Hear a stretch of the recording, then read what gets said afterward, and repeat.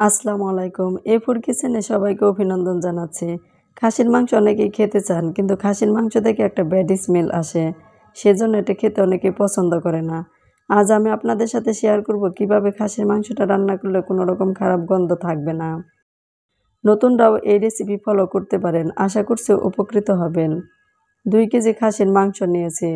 কিছুটা লবণ আর লেবুর রস দিয়ে মাংসটাকে মাখিয়ে রেখেছি আধা ঘন্টা। মাংস থেকে যে পানিটা বের হয়েছে সেই পানিটা ফেলে দিয়ে ধুয়েছি আরও 5 বার। একটা মশলা রেডি করে নিব। একটা বাটিতে দিয়ে দিচ্ছি 1 টেবিল চামচ মরিচের গুঁড়ো, 2 টেবিল চামচ হলুদের গুঁড়ো, 2 টেবিল চামচ ধনিয়া গুঁড়ো, 1 টেবিল চামচের একটু কম ভাজা জিরা গুঁড়া, দিয়ে দিচ্ছি স্বাদমতো লবণ। এখন মশলাটা রেখে দিচ্ছি। নিয়েছি কিছু গরম মশলা, 4টা তেজপাতা, 4টা দারচিনি, 7-8টা ছোটো এলাচ, 4টা লং, 6টা গোলমরিচ।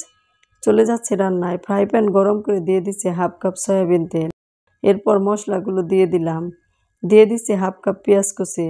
পেঁয়াজটা কিছুক্ষণ ভেজে নিয়েছি। পেঁয়াজের কাঁচা গন্ধটা চলে গেলে এখন দিয়ে দিচ্ছি 2 টেবিল চামচ রসুনের পেস্ট আর 1.5 টেবিল চামচ আদা পেস্ট। আদা রসুনের কাঁচা গন্ধটা চলে যাওয়া পর্যন্ত কিছুক্ষণ রান্না করে নিব।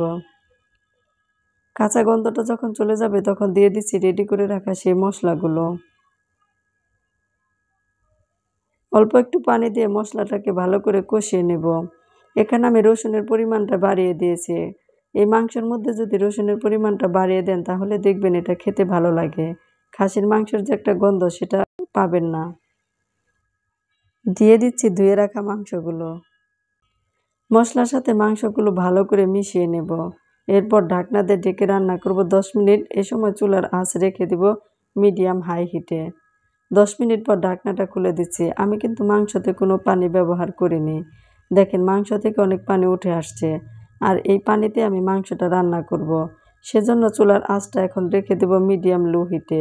তারপর ঢাকনা দিয়ে ঢেকে রান্না করব 30 মিনিট। মাঝে মাঝে ঢাকনাটা খুলে নেড়ে চেড়ে দিব যেন তুলিতে লেগে না যায়।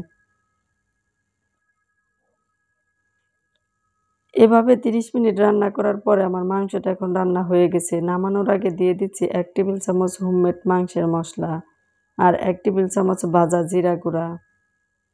তারপর মাংসগুলোর সাথে মশলা আবার ভালো করে মিশিয়ে দিচ্ছি।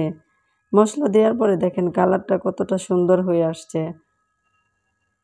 এভাবে খুবই অল্প সময়ের মধ্যে আপনারা এই মাংসটা রান্না করতে পারেন। আর এই টিপস ফলো করলে আশা করছি মাংস থেকে কোনো খারাপ গন্ধ পাবেন না। ভিডিওটি ভালো লাগলে লাইক দিবেন। আল্লাহ হাফেজ।